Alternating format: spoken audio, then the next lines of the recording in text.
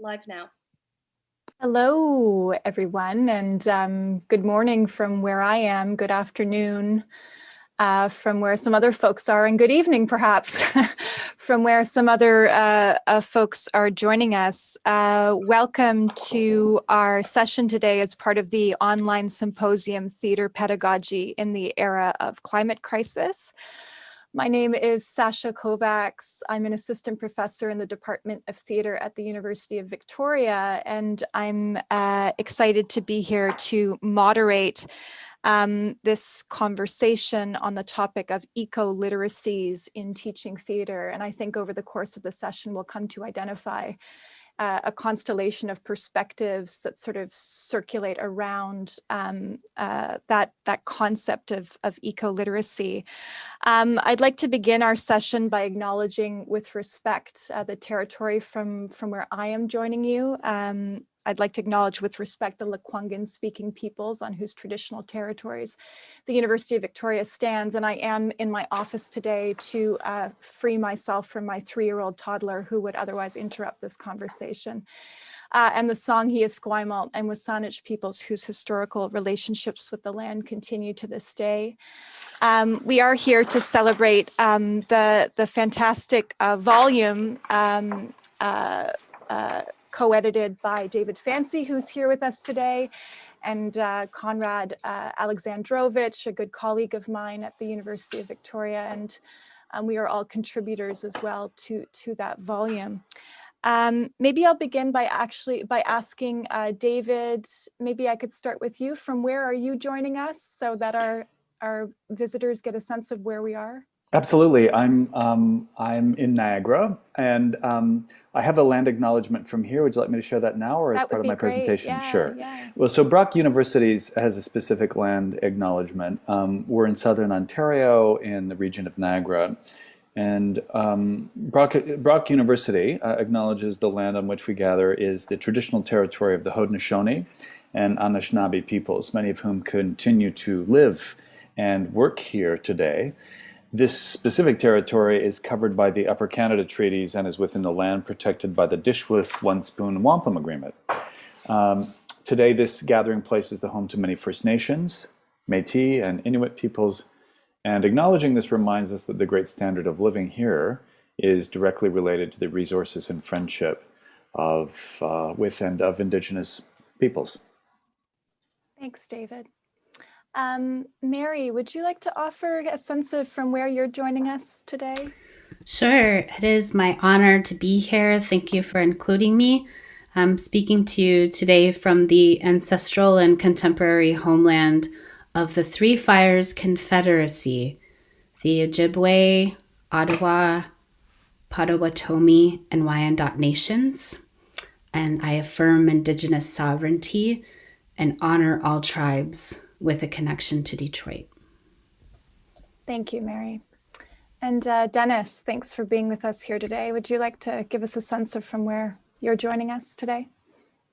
Yes, thank you, Sasha. I'm humbled to speak to you from my current location, the ancestral lands and the ocean of Lekwungen First Nations peoples, and the Songhees, Esquimalt, and the Wasanic peoples. Thank you. Thank you, Dennis. So I think what we have planned for our session today is we have some presentations that each of our panelists will deliver about 5 minutes, and I'll give we'll stick to a kind of sense of fluidity around that 5 minutes. And then following that, we'll have an open discussion concerning some of the connective threads that we're hearing across those presentations. I have some, questions prepared that I think intersect with some of the work that our panelists are doing. And then I'll offer an opportunity for us to consider how our work relates to the actions of the Theatre Pedagogy and Climate Crisis Manifesto. And that is posted for everyone watching on the website for the symposium. So the brocku.ca Theatre Pedagogy in the Era of Climate Crisis symposium website. So I'll start, maybe David, shall we start with your presentation, and I'll just give you a brief bio so folks have a sense of who you are before we move right into it. So David Fancy is professor and chair in the Department of Dramatic Arts at Brock University. He brings his philosophical interest in immanentist thought to performance studies, science and technology studies, and critical disability studies. Recent publications include Immanence, Politics, and the Aesthetic Thinking Revolt in the 21st Century, published by McGill Queen's University Press in 2019, and Teatro de Tres Americas, published in 2020. David Fancy has an extensive practice as a playwright and director of theater, opera, and circus, and he is an editor of a website on the subject of actor training and diversities. And I'll also say he's a co-editor and a fantastic leader, of course, of this project. And we're also pleased to have gotten the chance to work under your leadership on this, David, for this volume we're celebrating today, the Routledge book, Theater Pedagogy in the Era of Climate Crisis. So take it away. Oh my goodness, yeah. Thanks. That's so much, so very generous, Sasha. And also, I'm really hoping that we'll also hear about your work and your contribution to the volume today, as just sort of overall part of the exchange, because I think it intersects really nicely, especially with the notion of eco-literacies, particularly with the work you were doing with youth. So I'll just have a few observations, or it's a little bit of a polemic around eco-literacy. And eco-literacy and theater pedagogy. So if you'll indulge me, it's literally a page of text. So I'll just read it, and then can come back to answering any questions about it in when we get into that part of the discussion later. So a few observations. I think I'd like to begin by doing that thing that intellectuals in the academy do when wanting to engage a notion like eco-literacy, while simultaneously questioning the terms of the discourses that generate it and the assumptions underlying it. First of all, I'll add the term critical to qualify, making for critical eco-literacy, and then probably pluralize it too for good measure. Critical eco-literacies, to remind myself of all the possible discourses related to the ecological. Critical eco-literacies, then, are ones that, while at the same time that they are interested in promoting literacies around the ecological, also ask important questions about what constitutes the literacies in question. Like any concept or formulation, we can be aware of its roots without necessarily being beholden to them. We can choose instead to evolve the term as necessary, get it to do new things, to have the concept evolve and intensify in the new milieu or environments in which it finds itself. The notion of eco-literacy is understood traditionally as the ability to understand natural systems that make life on Earth possible, and to mobilize that understanding to make life sustainable for humans on Earth. This seems very straightforward. But when we question the terms of the concept, we quickly understand that it is predicated on a distinction between the natural and the cultural, the environment and the human. Isn't this distinction, the separation between the natural and the human, actually also at the root of environmental degradation? Hasn't historically this distinction presumed that human separation from nature has permitted human self-conception as having mastery over nature? Mix that with extractive capitalism, and you've got yourself a climate crisis.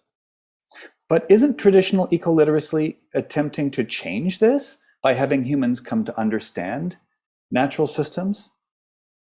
While it would appear to make sense on some level to understand natural systems on their own terms, human supremacy is quickly reinscribed by the second portion of the traditional formulation around eco-literacy, namely that eco-literacy is to be pursued in order to permit sustainability of human populations. Again, the eternal return, the centrality of the anthropos, the inescapability of human and humanist narcissism. Eco-literacy is also more substantially premised on the foundations of scientism, the very Western liberal democratic assumption that discourses of science, hard quote-unquote science in particular, with the masculinism that this hardness brings to the table, that these discourses of hard science are the knowledges and literacies that are dominant and necessary for quote-unquote solving the climate crisis. Again, look at the role that masculinist assumptions around knowledge, objectivity, and discourse have meant historically for the intertwined subjugations of gender-based violence, racialization, and ecological matricide. The question then becomes, how far apart can we take the master's house with the master's tools? Glossing Audre Lorde's formulation. We see these assumptions playing out in the productive yet often challenging interdisciplinary courses offered in the environmental humanities, or emerging courses in theater and the environment.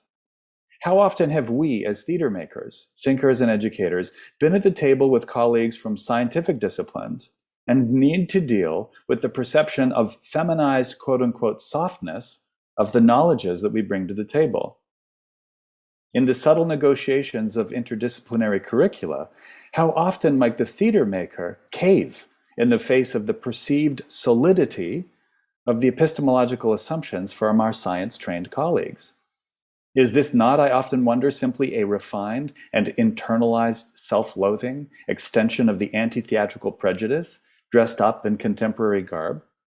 Where, I wonder, as we quickly move to focus on the communicative and the quantifiably efficacious aspects of our theater practice, number of people reached with a message, clarity of that message, alignment of our message with current scientific orthodoxy, etc., where in the midst of all these laudable goals is the art?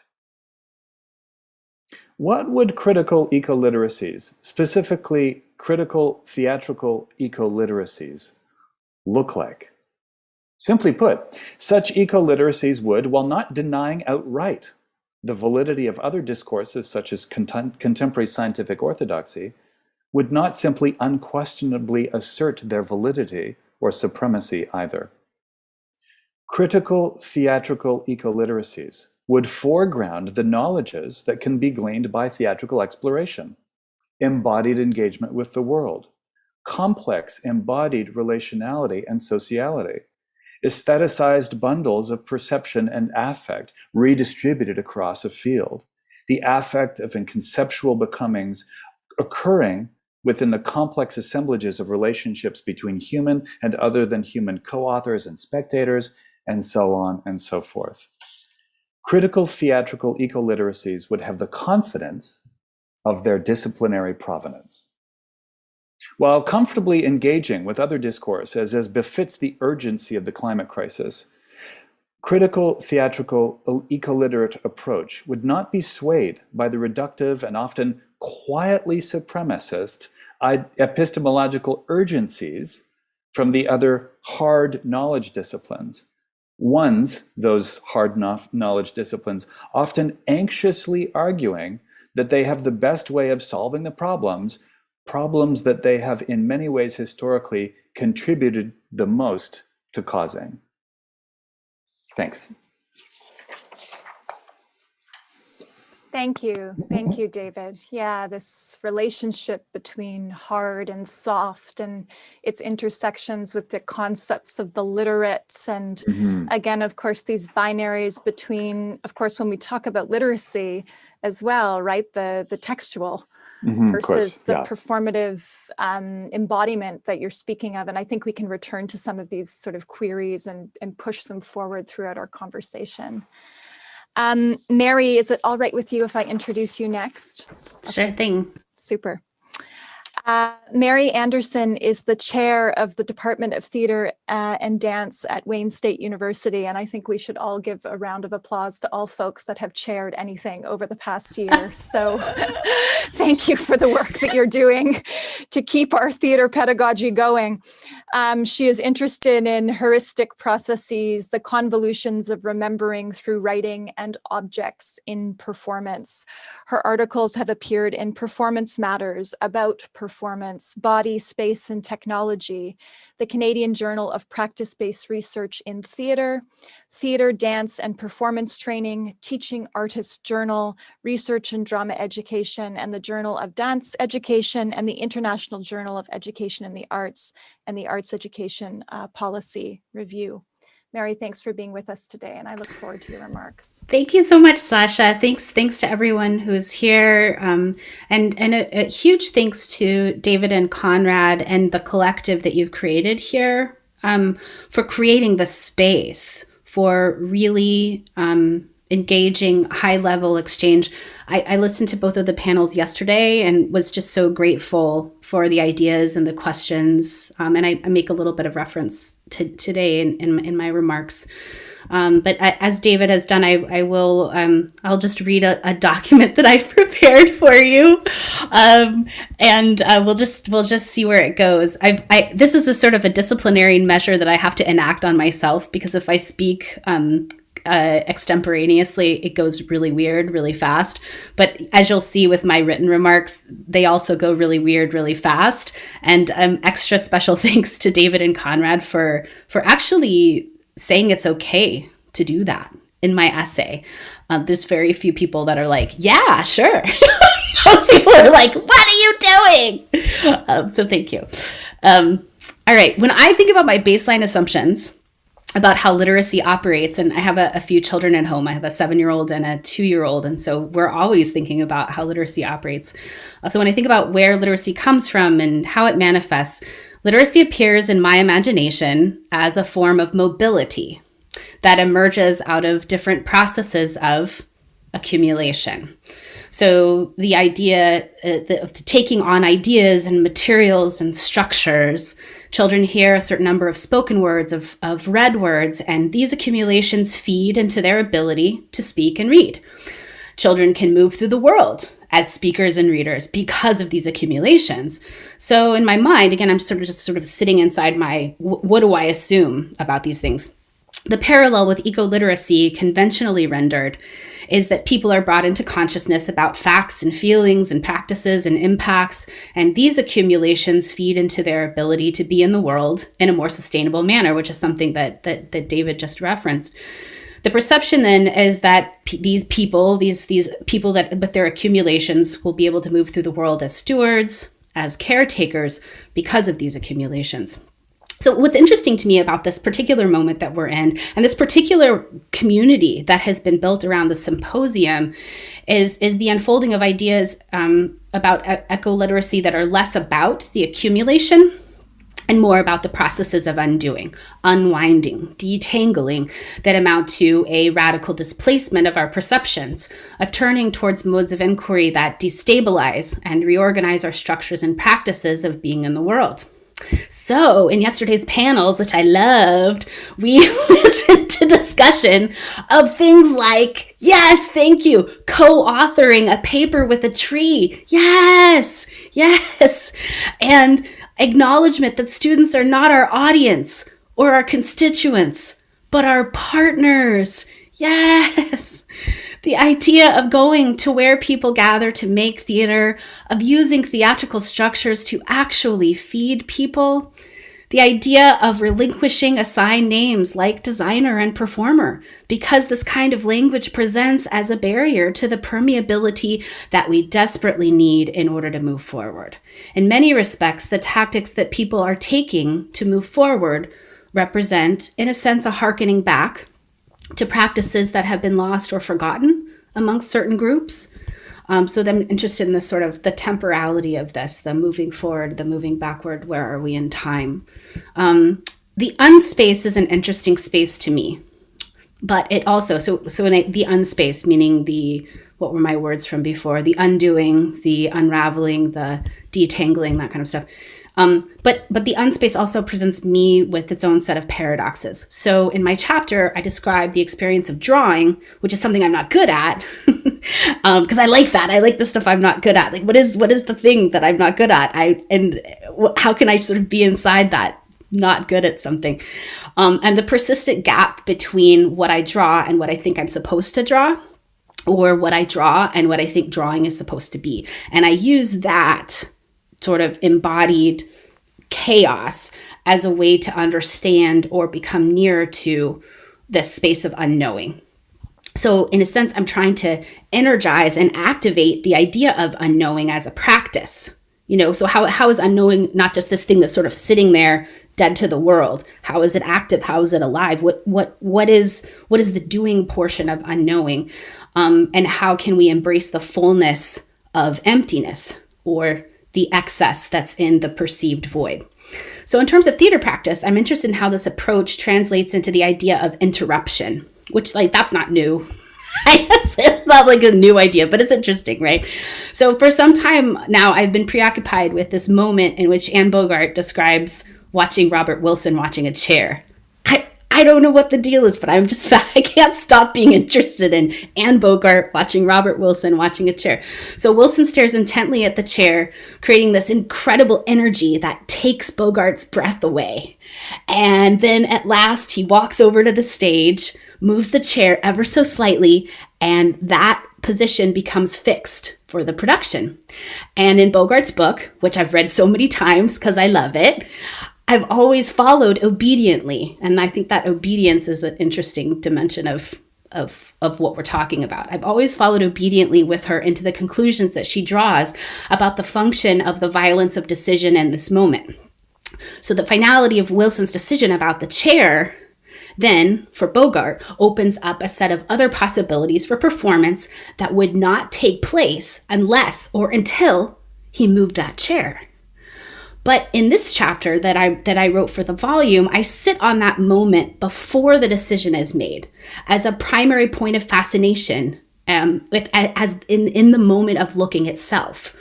The unresolved interaction between Wilson and the chair, or really fundamentally the unresolved interaction between Wilson and Bogart and the chair and everybody else and the whole room and the whole cosmology of looking and being looked at. And I ask, what if we were to remove the contingent nature of Bogart's unless or until, right? And ask more deeply what theater is transpiring in this watching environment itself. That moment of the watching. So in the aftermath of writing this particular chapter for the volume, my focus has been on this idea of the asymptote, which is another concept that I don't fully understand but wish to, because I got a D in geometry. I'm sorry, you guys, it's true. The idea of attempting to become near to something whilst accepting the perpetuation of distance. I am very interested in the question that David posed to panelists yesterday about what obstacles we face in operationalizing the changes that we're all outlining in the symposium. I found the responses in that first session from yesterday, to be in one sense heartening in their familiarity. The financial, structural, social, and disciplinary obstacles that I face are related to those faced by others. So that's like, okay, take heart. There's some solidarity in that. But I'm also interested in thinking about theater and doing theater as a form of impossibility. But by resituating what impossibility means altogether. Because the conventional impossibilities that I tend to run up against in my department include things like money for resources, faculty lines to support learning initiatives, the confusing politics of external priorities that become unwittingly internalized. Those are all real and true, but in the spirit of the what are the unconventional impossibilities that we most frequently dare not even dream, dare not even imagine? What are the wild and bizarre and deeply imperfect weirdnesses we might dive into if we set aside our most foundational concepts about how theater happens, where it happens, for whom, and for what purpose? Thank you. Thank you very much, Mary. Lots to track there between your and David's presentation. So yeah, I already am seeing this conversation that's going to follow. Hopefully, we'll have fireworks. Dennis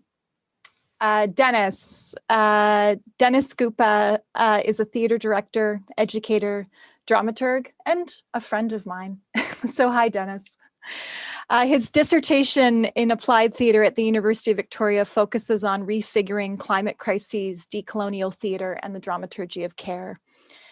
He is a fellow of the University of Victoria Centre for Studies in Religion and Society, and was a research fellow of the University of Victoria Centre for Asia Pacific Initiatives. And Dennis, I believe you're working with the Ocean Science Network now, is that right? Yeah, as an artist in residence, is that? Yeah, super. Correct. Thank you. He obtained an MFA in directing from the University of British Columbia and an MA Theatre Arts at the University of the Philippines. And he has co-authored articles published by Text and Performance Quarterly, Global Performance Studies International, and Arts Praxis. And Dennis is a Vanier Scholar. Dennis, take it away whenever you're ready. Thank you. Thank you, Sasha. Good morning from here. And I have a presentation. Is it possible to share it? Okay.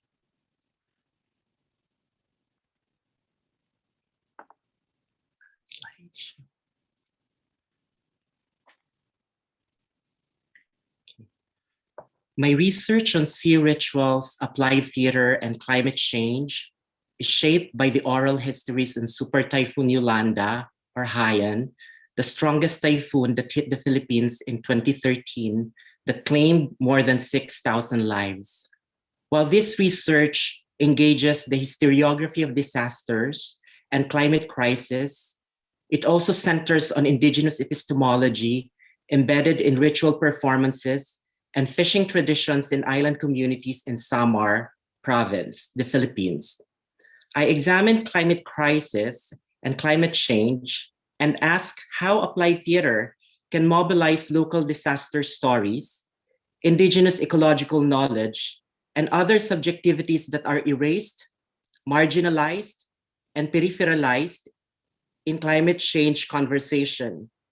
In this research, I met local elders who introduced me to their traditional knowledge of fishing and allowed me to participate in their rituals. Through my interaction with them, I learned that while climate change is a crisis that threatens lives, it is also an everyday experience of struggling from a series of economic, political, and environmental disasters. But amidst the intensity of super typhoons that enter in their village, propelled by the warming waters of the Pacific Ocean, their sea rituals and fishing traditions reflect their resiliency and relationality with the non-human that underscores the everydayness of their creativity. Let me share to you about their fishing tradition called Panggal. The origin of Panggal reveals a history of human and ocean and typhoon relationship in barangay or village San Pedro, Tubabao Island, Giwan, Eastern Samar, a passageway of typhoons. The first set of Panggal that came to this village hurled into their waters from their neighboring island during the typhoon sometime in the early 1970s. My collaborator in 4 months, Tatay Frank Abuyen and his brother, Tatay Duning, told me how their Panggal arrived in their island. After the typhoon, the fishers in the barangay San Pedro saw some fishing contraptions lying on the edges of their seashore. In the pursuit of learning the proper way of constructing these fishing traps, the fishers collected the contraptions and began dismantling the bamboo strands carefully and assembling them back from its original structure. Once, I was walking along the seashore of the community. I observed some bamboo strands soaked in the sea waters. Curious about this, I asked Tatay Frank why there are bamboo strands in the water, and his response was to make the Panggal strong Soaking the strands helps in resisting the impending attacks of borers, he told me. This process of preservation reflects the indigenous knowledge of local fishers in marine environmental sustainability. The fishers of Barangay San Pedro have cultivated a local practice of fishing methodology fostered by practical innovation and tacit creativity.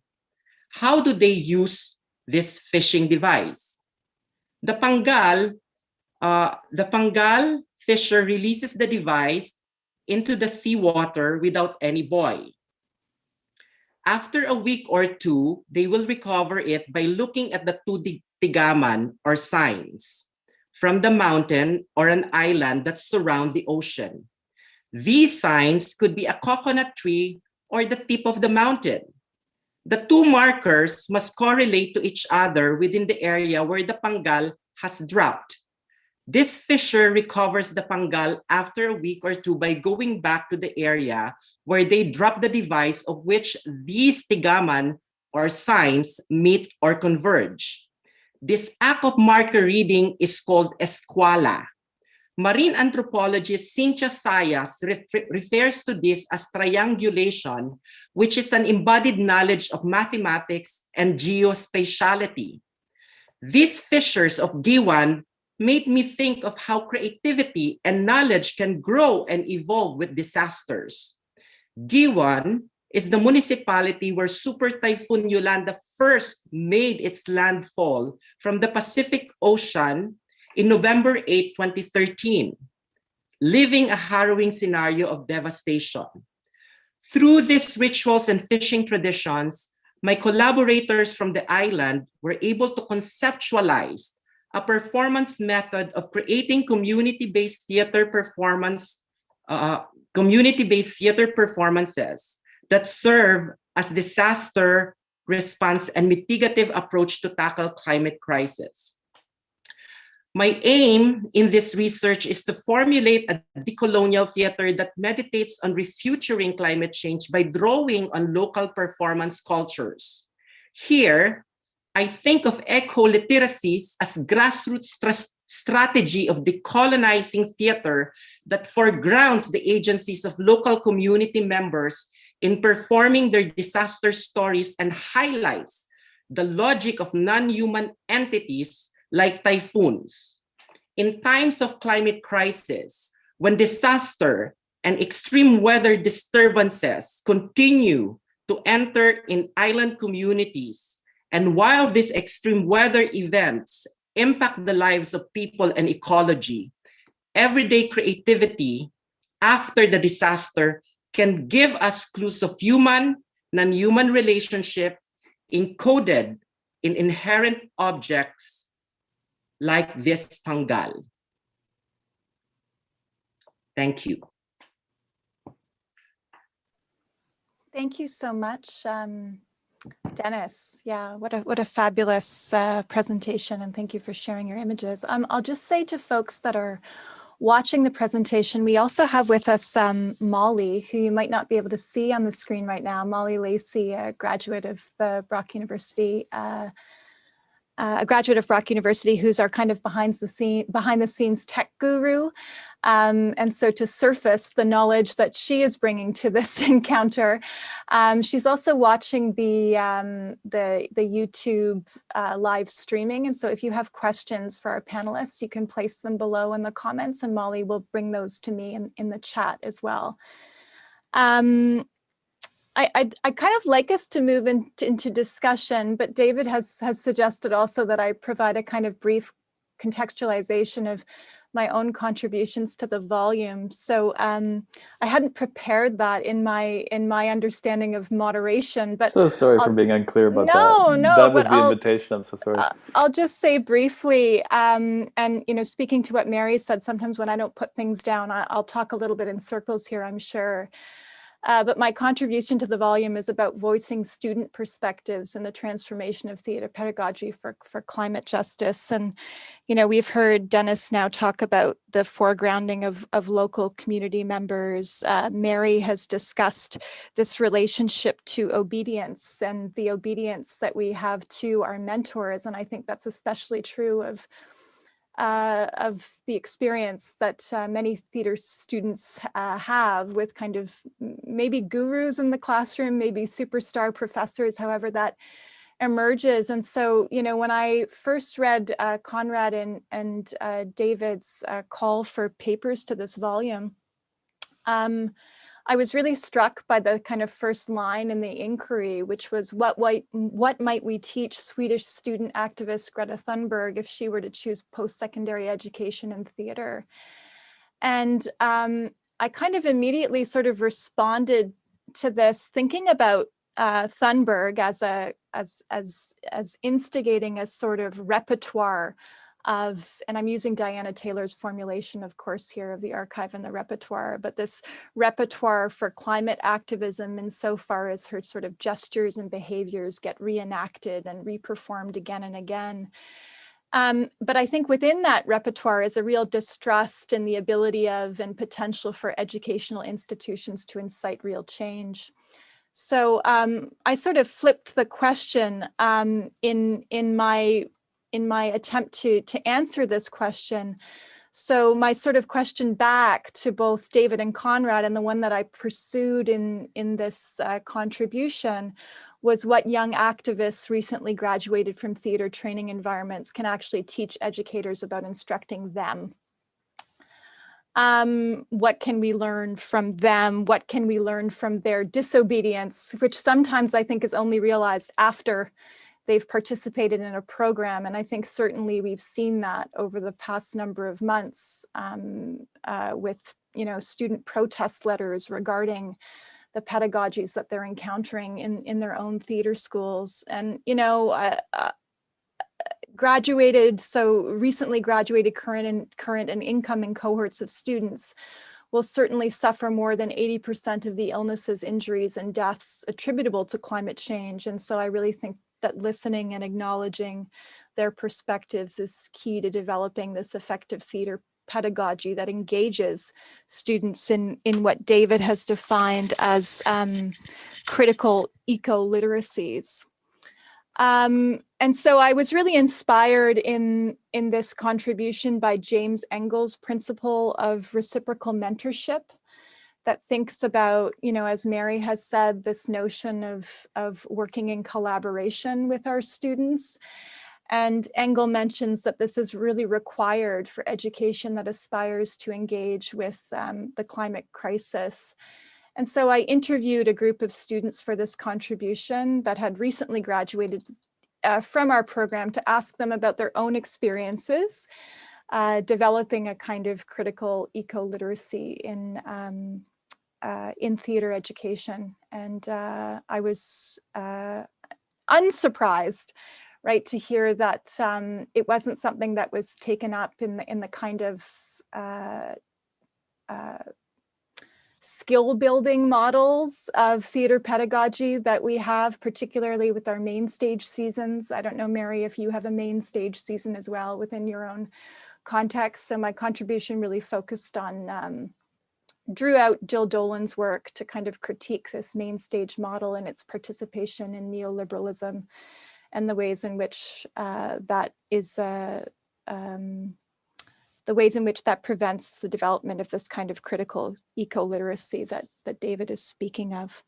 So briefly, without any notes, that's kind of what I was talking about in my contribution. And I think it intersects a great deal with much of what we've heard in Dennis's presentation with the focus on the local, and Mary's presentation with these notions of disobedience and the unspace and moving, hearkening back and unwinding. I think that's a really incredible image to think through here. I'll start by asking maybe if you folks have any questions for each other that came up in hearing each other's presentations. David, yeah. Yeah, And oh just jump yeah. in. Oh, for sure. Lovely question. Lovely presentations across the board. I mean, really rich. It struck me when listening to your discussion, Dennis, um, that the whole notion of eco-literacy as the lived experience of the everyday, as you phrased it, of people not just engaging a crisis as a singular event, but a regular practice, that part of that literacy is the embodied engagement with the environment around continued to work with fish, with fishing and with engaging with the environment in such a way that it continues to nourish human populations, but that's not depleted. And what are the effects of this overall kind of slow violence of this massive crisis? And that just seemed like a nice way to start to think about literacies beyond the textual. And I'm wondering how, when the work was done to foreground and perform the disaster stories and the lived experience of those communities that were being worked with, how did that idea of, as you framed it, previously suppressed knowledges or stories how did those literacies, those find their way into the stage space during that applied theater work? How did you do that translation of that lived experience, the practice of engaging the environment in the everyday, into the space of performing that and foregrounding that back to the audiences who were also living that themselves? Mhm. I think of two ways. Mm-hmm. First, through theater. Yeah, no, exactly. It's a Yeah. very because my interest really is to look at the performativity of these eco-literacies. Mm-hmm. And as a theater director, I'm an artist, and I work with I work with questions of potency of theater and performance. And so through this tools that I acquired by engaging with the art of theater, I was able to also to enter in these eco-literacies that's very performative in the community. And so it was a gateway for me to be able to engage with them through the theater that I also carry in Of me. course. Yeah. And also, the field research is very important, I think, in this process. I lived in the community for 2 summers, Mm-hmm. and at first it was difficult because I'm an outsider. I'm an insider and outsider because I'm also from the Philippines, but it's a province of my father, but never been there. Right. Or never been there, never visited the place. So I was kind of an outsider, and I do not speak the language. But I was able to decide to, I will live there for 2 summers and just be part of the everydayness of the life without any baggage of doing performance or doing theater. So there's phases in my engagement and my encounter, including the misencounters. Mm-hmm. So I really think that doing field research and doing immersive relationality is so important in the co-learning of the eco-literacies of communities that's been erased in discussions about climate crisis. Yeah. No, thank you. I have a question for all you folks. We've talked about that moment of collaboration. David, you bring this up in your presentation, that collaboration that's so essential when we talk about eco-literacies, and even in my reading on James Engel, emphasizes that this response to climate crisis requires this unprecedented coordination of science, politics, international relations, culture, technology, the arts, religious stewardship, and education. And so there are these moments of collaboration between what you're calling kind of this hard science, right? Mm-hmm. And this kind of soft, allegedly, allegedly, soft work that happens in the theater. That is what Mary, notes is this the fullness of the emptiness. A very evocative quote. I wonder just how has that coordination or that moment of collaboration materialized or emerged in people's pedagogy or in their practice?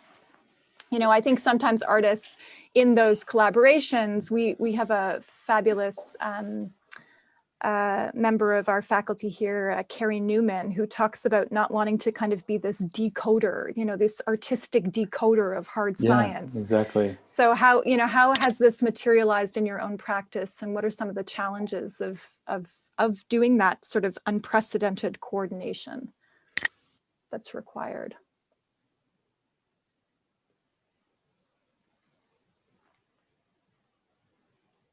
I'm happy to jump in. I mean, I'm thinking everyone has something to say, but I just waited 10 seconds.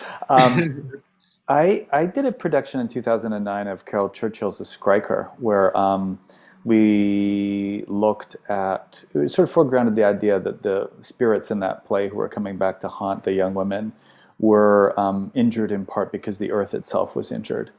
And what struck me as really useful and interesting about that piece is that it dealt with suppressed pagan traditions, but within the European tradition, right? So there was a recognition that,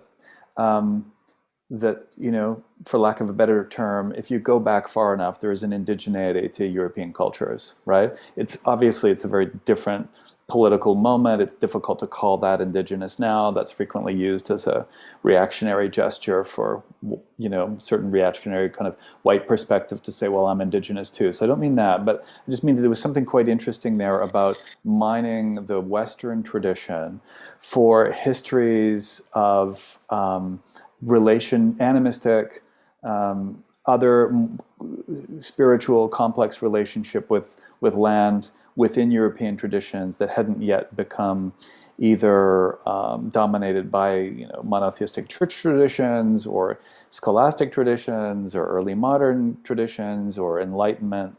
And that was a really great moment because at that time I sort of collaborated with a couple of people from the sciences to sort of look at relationships between different perspectives on what constituted the environment, what constituted earth practice.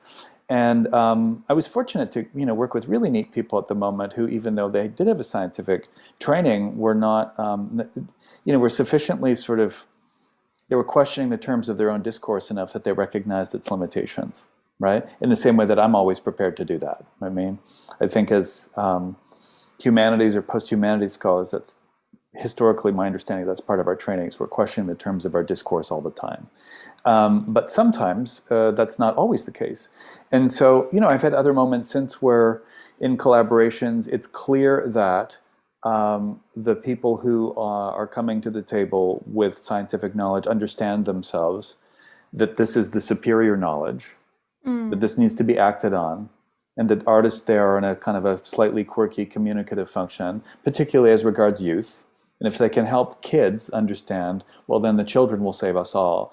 And it's a deeply kind of, it's a potentially kind of reductive side. It infantilizes the kinds of knowledges and lived experiences that kind of come out of a lot of different non-scientific types of work or other than scientific types of work. And it's just something that I've noticed that one has a choice to make in that moment. Does one sort of say, great, I will play the role that I'm being cast in this moment? Do I, perhaps ask other questions? Do we have a different type of deliberation? Is there a more equitable kind of exchange of whose epistemologies are worth more? And then I see colleagues, not necessarily sort of immediate colleagues, but colleagues across the field getting kind of caught up in the need to be the communicators, to sort of adopt discourses of neoliberal kind of efficiency and communication to get the message out there in existing communicative and social spheres. And not that that's not important, but there seems to be a limitation to that, And so I find myself digging back into my training and my practice and recognizing the productive discomfort with engaging with notions of the aesthetic, which can can become gathered up into reactionary movements very quickly. I mean, the Nazis, everybody sort of is really good at taking art and using it for their own purposes. But how do we then continue to mobilize the aesthetic, the open-endedness of the creative, all the lovely things that Mary's saying about interruption, the celebration of unconventional impossibilities, again, to use Mary's language, or these like weirdnesses that we can find?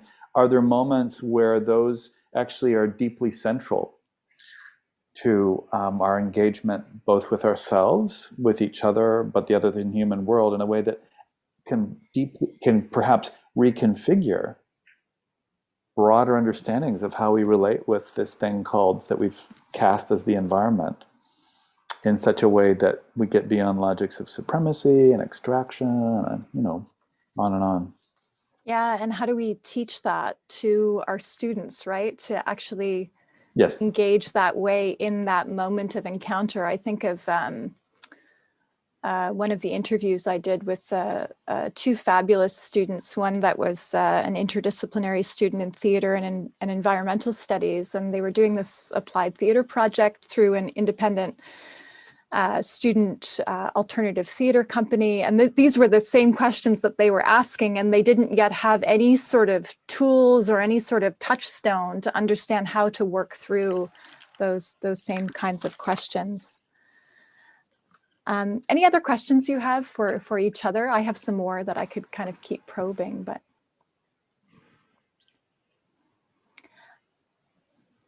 Mary, I wonder if you could talk a little bit about this different orientation to sort of literacy as accumulation.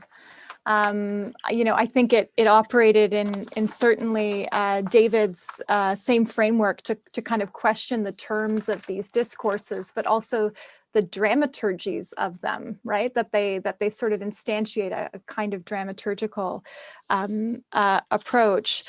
I guess my question is, if we're thinking of eco-literacies as kind of accumulative, and I know that you're critiquing that, how have you sort of seen theater practice that attempts to do this unwinding, or that attempts to kind of probe these unconventional possibilities, that sees the fullness of emptiness? I really appreciate the question and the opportunity to really ask the question about the concrete, which also intersects with David's question of where is the art? Because I know where is the art there's like layers of that, not just sort of where it is, but sort of when is the art happening, and that really touches on a lot of the really tremendous examples that were offered yesterday. A lot of really interesting examples there. I just got lost in my own garden of I don't know what. Can you remind me what was the? Yeah, I know there was a question about I was so intrigued by your discussion of your sort of identification of literacy as accumulation and your critique of it. Yeah. And right. I think of actually my 3-year-old.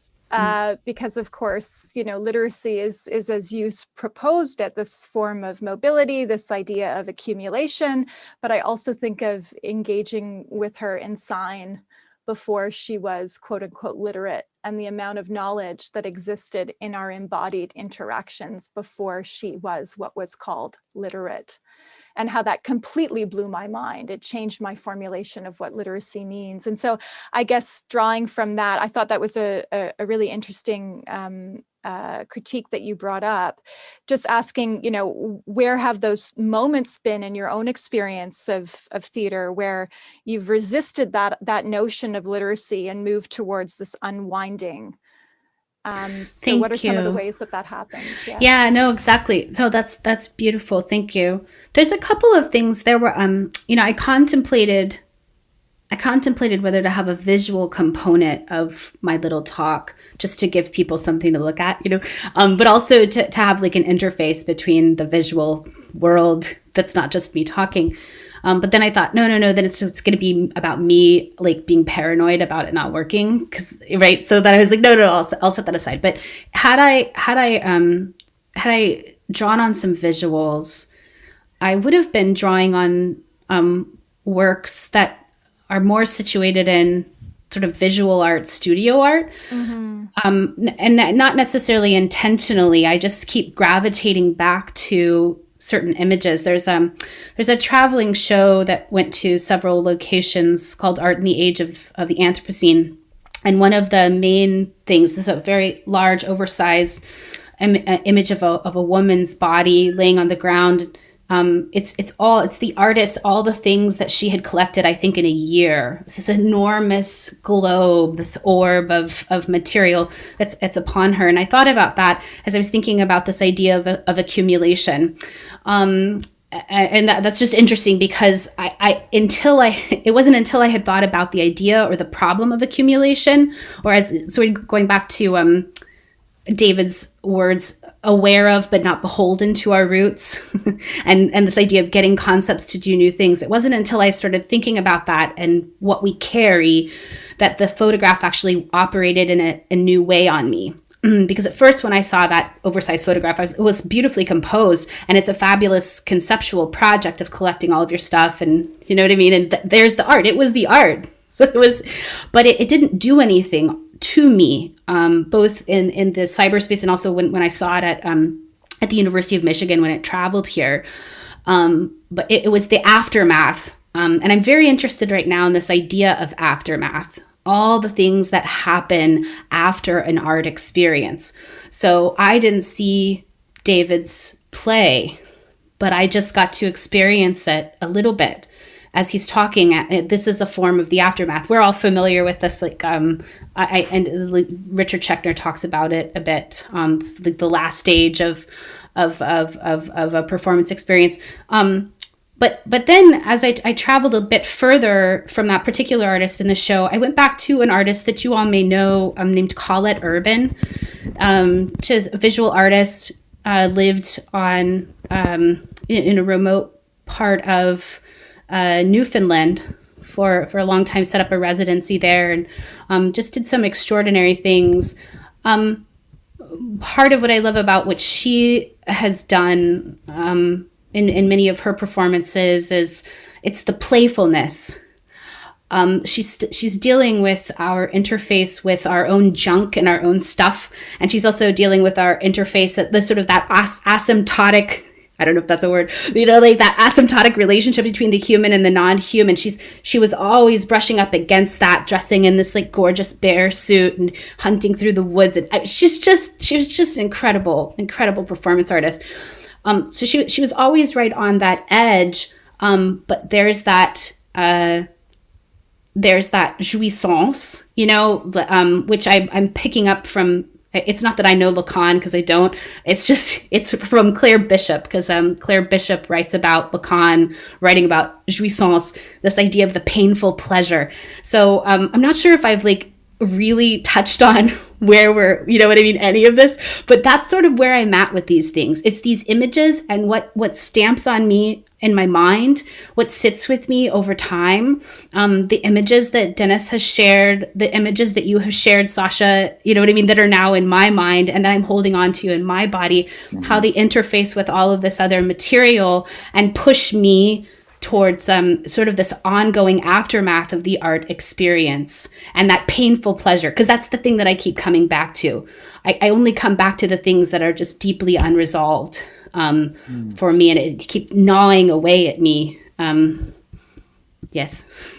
Yeah, thank you. I think there's so much in there, and it's making me think also of particular pedagogies that we hold on to, right, in the theater departments that many of us might work in, that approach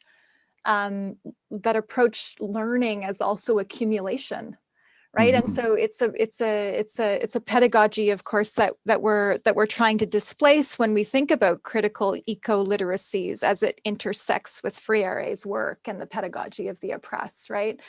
Yeah. But I just thought that was such an interesting way to think about the critical eco-literacy. Yeah, David. Thanks so much. I had a question sort of following up for you, Sasha. I'm wondering if you could maybe share with us some of the observations around lived experience of reciprocal mentorship. I think many people who are instructors or profs aspire to understanding themselves as being changed and deeply imbricated in relations with students. I think a part of the work also of being an instructor is not to engage in countertransference, right? So from a psychoanalytic perspective, certain assumptions are projected onto you, and it's partly your work just to not project those back to the student, right? So a student might be frustrated with something, and then they project that at you. Well, are you going to get frustrated back at them, or are you going to go, oh, interesting, that person's frustrated. How can we facilitate an emergence there? So there seems to be a really important line that's held and walked and between permeability and impermeability, between accessibility and remove, so that the student can grow and not be burdened with the countertransference back from the instructor onto the instructor back onto the student. So in that place of balance, I'm wondering if you could talk a bit about also the important notion of reciprocal mentorship and how you live that in your teaching learning moments. How do you know when it's happening? Oh, I don't know. I feel like I'm failing at that every day. I don't know if it's just more of an aspiration, but I do think that taking those moments, right, just to listen. I mean, it was incredible for me to do these interviews with these students and to really take the time to ask each and every one of them, where have you encountered a conversation about what we're sort of terming ecological literacy in their work. And, it's often at the margins of everything that they're doing. It's in their independent studio work that they're doing on their own. It's in their, work with the student society, right? That is mobilizing these divestment movements, and then the university is responding to them. And so much of that consciousness isn't even happening with us at all, and it's never intersecting. And I guess that was kind of a frustration that came out of a realization was, okay, so how can we think of just starting by crediting that work, and seeing that work that's happening, and not trying to kind of colonize it by sort of, saying, okay, and now I'm going to come in and tell you, how to be doing this work. Yeah. But to give more resources and tools so that the students feel as though the particular materials and questions that they're working through in their own life can actually inform what's happening in the classroom. So creating more flexible structures, more open structures, these structures that actually Mary is talking about, right? By acknowledging that, it's not about filling the room up with my particular learning outcomes and my particular understandings of what must be completed, but allowing the students to have some authorship in that process. I think that's how I'm coming to understand it anyway. Thanks.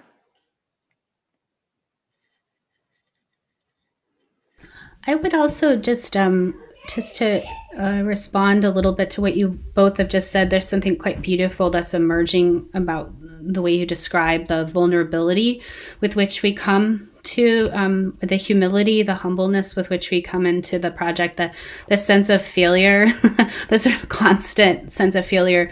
One of the things that I'm struggling with, going back to the question about the ethics of this situation, like David mentioned, not transferring, right? Transferring back, like it's a different kind of set of relationships, or maybe even different kind of spatial metaphors that we're talking about that inform all of this work.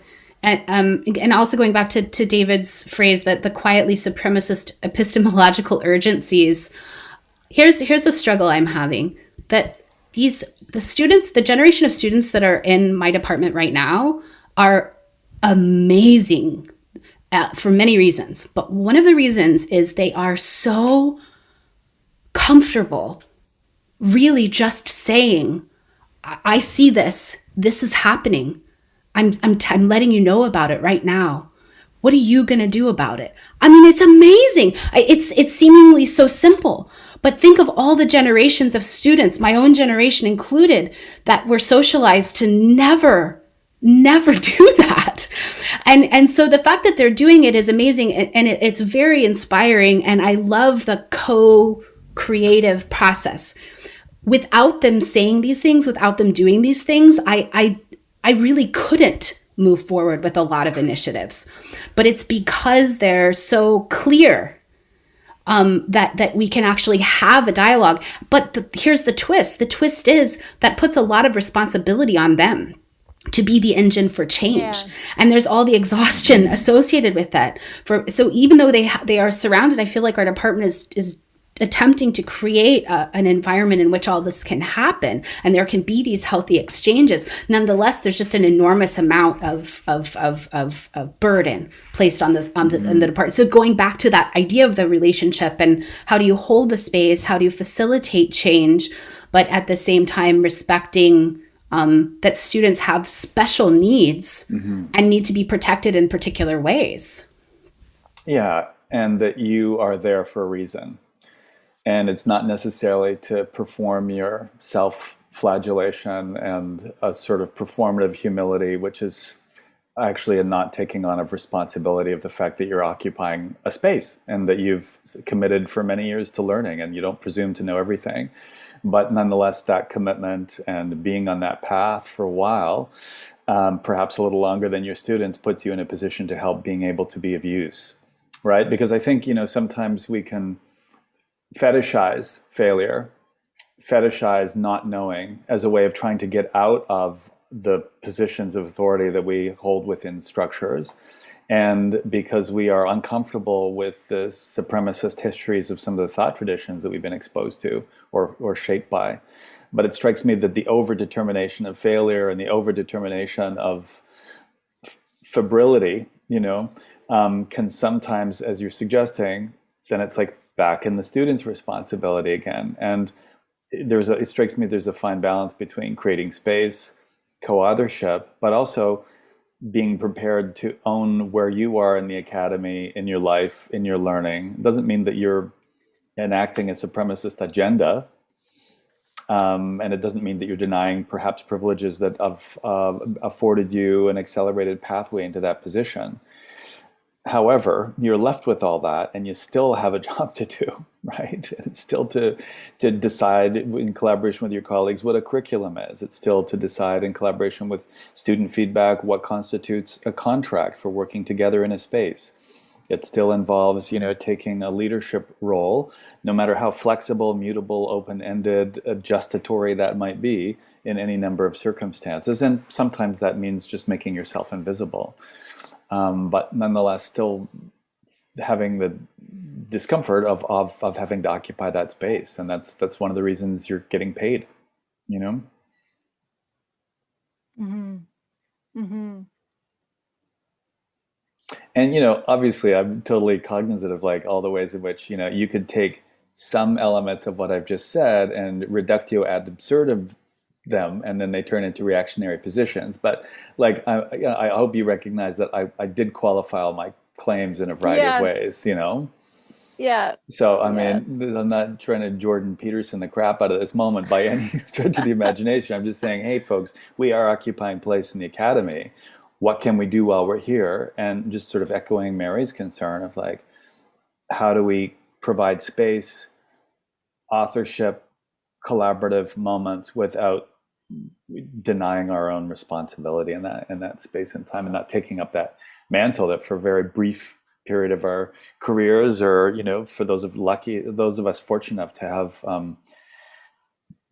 tenure track positions, my goodness, like those are few and far between. Like, is this not perhaps something to really take advantage of if you're in that position and try to do some good? Mm-hmm.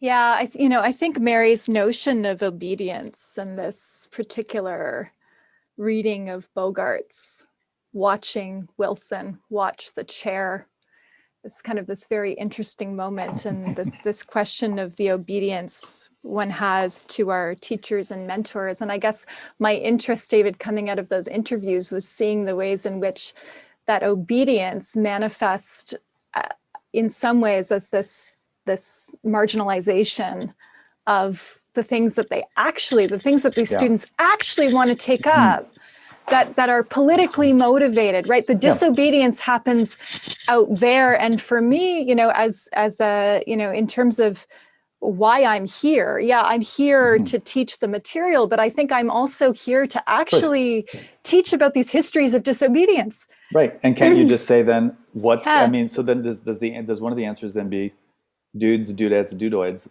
what's bugging you today? Yeah. Can we talk about that? Can we understand, can I articulate my role as a person who's a little bit further down this path, but by no means knows everything? Can I claim the space to be able to say, what do you need to talk about? Yeah. And if you can't tell me, can you tell a peer?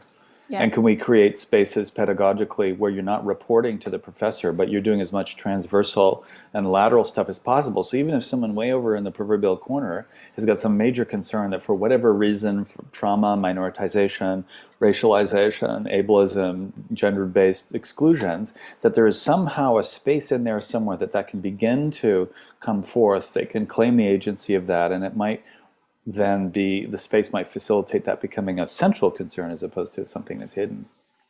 I mean, what's really ironic about this is we have a student who is literally in the wings facilitating this moment. And so I've texted her and said, would it be too awkward for us to invite you into the room? And she's like, no. So would you come into the room, Molly? Thank you. It's part of like, you have people sitting around talking about pedagogy, and obviously, the inclusion has been the entire way of thinking about what student experience is. But you've been inspired, I think, by some of the things that you've heard over the last couple of days, just to start texting suggestions and thoughts about things that should be included in pedagogy. So rather than reading those texts, I thought do you want to share some of the thoughts that you've had in response to the things that you've been hearing? As a recent graduate, maybe we can, keep on and expanding the conversation to include those. Sure, absolutely. I think whilst I was a student, I always thought it'd be important to bring back the focus to the earth and nature to help shift this conventional thinking that we can't reuse in theatre to we must reuse. Some of the best shows that I've ever seen had no set at all, and they were bodies on stage that were set. So these movement classes had taught students how to embody the stage, how to embody the set. And that's not to say that designers can't do that too. Why can't a designer be in a movement class? To be able to implicate that into their design, they must know how to do it themselves. Why can't we grow our own set? Why can't we have classes about teaching how to plant things? Also, design classes that could help us use what we call waste to create sets and props and costumes. Why can't we make jewelry out of bubble wrap? Who said that? I think we set these expectations that we can, so we already cut off the fact of even trying. And then if we can't build our sets, then why don't we just move where the theatre is? Why can't we be site specific? Why can't it be a more immersive experience? We have everything right here. Why can't we use it? So that's kind of what I've been thinking about. Molly, those are such wonderful reflections. And I think it's interesting to hear, from where you are, those questions happening. And certainly in the interviews that I did with students, those same kind of questions came up. Why can't we be doing site-specific work? And, I think we've built these sort of fortresses, in these theater departments with these black box spaces. And we developed this sort of producing engine, right, that feeds the materialization of performance in those spaces, and actually stopping in a moment and questioning why there, why that, why how.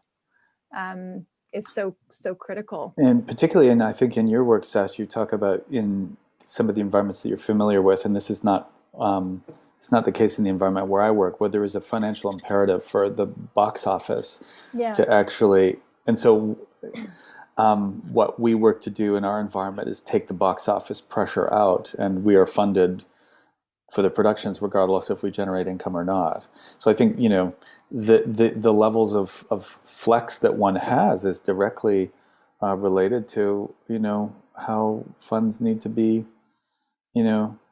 recuperated. And then in some of the work that Dennis is doing, for example, which immediately, claim them from the beginning, say that we're outside of that dynamic of fiduciary exchange right up front. That seems, and correct me if I'm wrong, Dennis, but that seems to facilitate a certain other type of set of expectations around outcomes as well. Well, they don't even talk about outcomes because Yeah, precisely. Because or they don't even talk in the community. They don't talk about art or theater because it's everyday. Yeah.